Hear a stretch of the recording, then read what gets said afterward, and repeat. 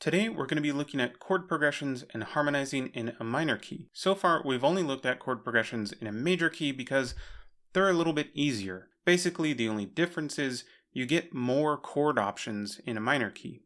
Let's get started. Today we're going to use the key of E minor. The first thing we have to do is find our key signature.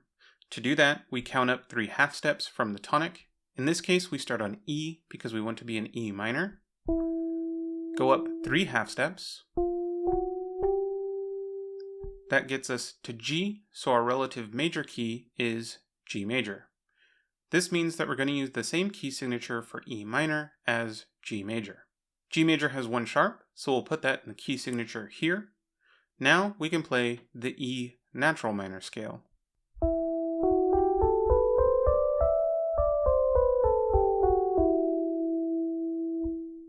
Now that we have our scale, we can fill in our chords just like we've done before, adding in the other notes of the triads above each note of the scale. This gives us our chords for the E natural minor scale. Minor 1, diminished 2nd, major 3, minor 4, minor 5, major 6, and major 7. Gets us back to 1. Remember earlier when I said that harmonizing in a minor key will give us more chord options? Well, that's because there is more than one kind of minor key. In a previous video, I talked about the 3 different flavors of minor keys: natural, harmonic, and melodic. If you want to learn more about it, I'll link it here and in the description as well. The second flavor is what we want to look at now, the harmonic minor. In harmonic minor, the 7th scale degree is raised a half step. So if we start with the natural minor scale and raise the 7th scale degree a half step, that means our D natural will become D sharp. We now get the E harmonic minor scale.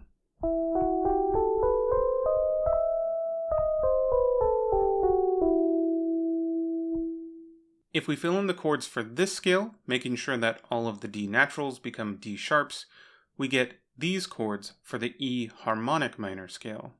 Minor 1, diminished 2nd, augmented 3rd, minor 4, major 5, major 6, and diminished 7. Gets us back to 1. The one thing that this scale gives us that the natural minor scale did not have is a leading tone. Raising that 7th scale degree a half step makes it so that there's only a half step distance between the 7th scale degree and the tonic. This is something that is important in major scales and major harmony, but just doesn't happen naturally in minor scales, so composers added in a leading tone to minor scales by raising that 7th scale degree. It's important because it helps center the harmony on E instead of G, because now that D sharp will want to resolve to the E and pull us towards that tonal center.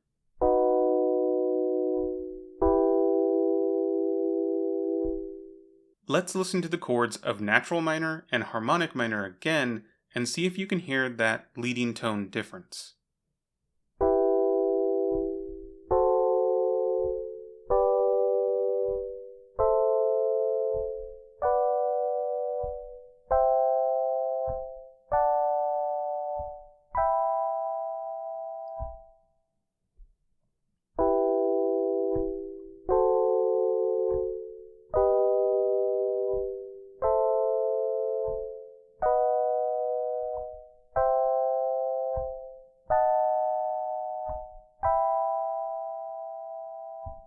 Having the 2 scales side by side like this, we can see that there are only 3 chords that are different: the 3, 5, and the 7. So here is where minor harmony has more options than major. Instead of having only 7 diatonic chords to pick from, we get 10 chords to choose from. And just like major harmony, these chords can be grouped into functions, where you have tonic function chords, predominant function chords, and dominant function chords. And just like last time, the 3 chord is kind of off by itself because it can function like a tonic chord or a dominant chord depending on how it's used. And in classical European music, the normal progression of chords is tonic, predominant, dominant, back to tonic, and repeating that same kind of process over and over. So with that in mind, let's look at this chord progression in E minor. The first chord is E minor, tonic chord, classic choice. The next is B major, dominant chord, using that leading tone from the harmonic minor scale. You don't have to use the leading tone. Here's what it sounds like without it. It's just a matter of preference if you want to use it or not when you're writing in a minor key. Like I said before, minor harmony has more options for us to pick from. The next chord is C major, tonic function chord. The next chord is F sharp diminished, predominant chord, then B major again, dominant function, and back to E minor, tonic function. Here's that progression all together again.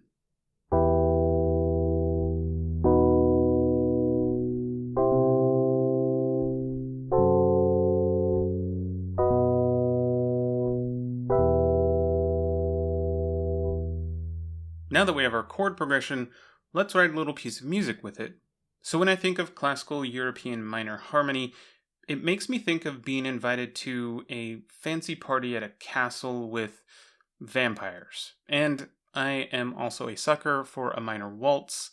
Not sure why. I can't think of any one particular piece of music that would make me want to write a minor waltz. Anyway, so I'm going to put this in 3/4 because a waltz has a 3-beat pattern. And if we give each of these chords its own measure, that puts us at a 5-bar phrase. So I'm going to change the length of a couple of these chords so that we get a 4-bar phrase. I think that the 2-5 at the end of the phrase, I think that can happen a little faster. So I'll put that in the same bar as the 6 and make it shorter. So now we have a 4-bar phrase that sounds like this.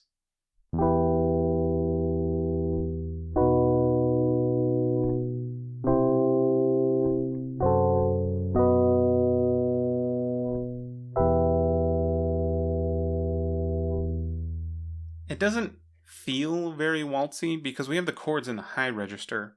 So I'll move those to the bass and also add a waltz accompaniment pattern. There's a couple you could use. Some of them break up the chord over the bar, like arpeggios.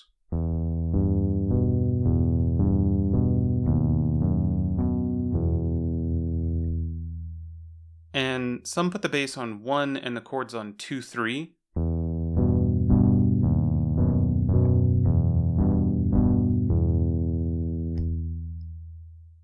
So I'm going to use that one. But now we don't have anything in the melody. So I wrote this short melody over the chords.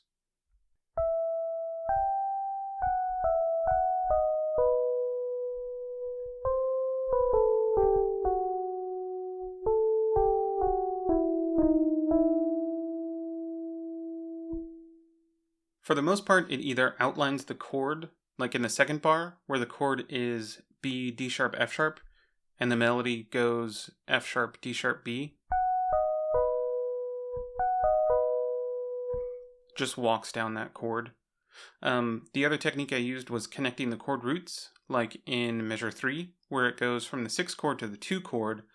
The melody just walks from the 6 scale degree down to the 2. 6, 5, 4, 3, 2. So now we have this 4-bar phrase with a melody.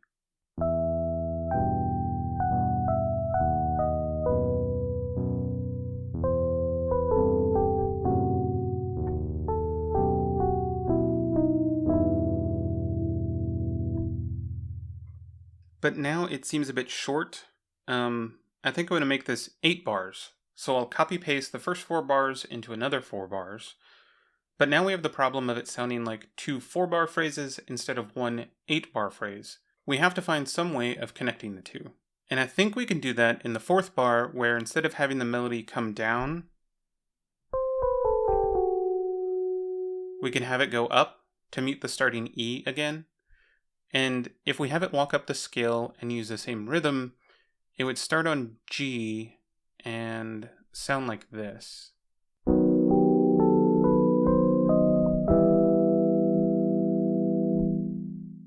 I don't know if I like that G A over the B major chord.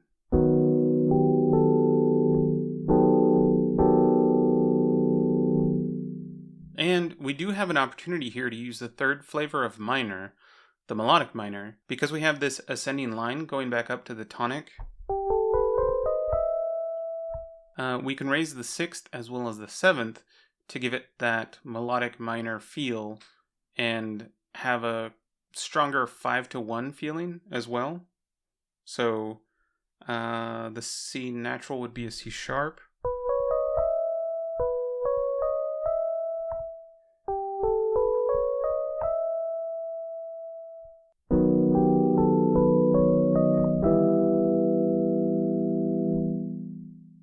But man, that G-A is still bugging me.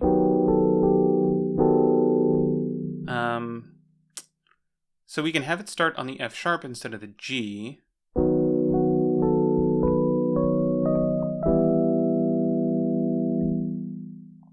Sounds better, but that A is still bugging me. So I'm going to borrow a sharp 4 from Lydian. So now we have a sharp 4, sharp 6, sharp 7 on this one little melody line. But this is what it sounds like now.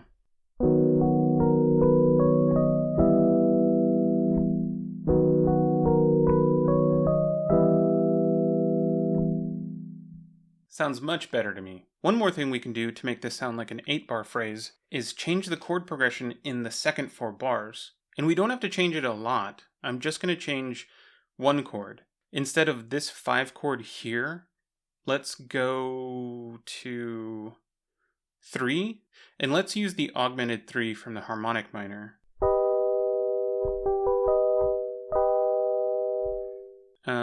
So it'll sound something like this.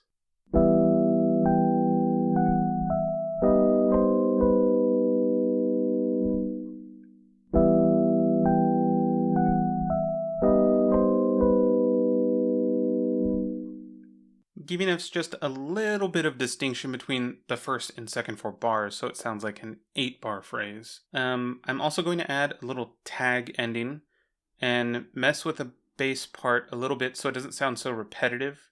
And here's what we have.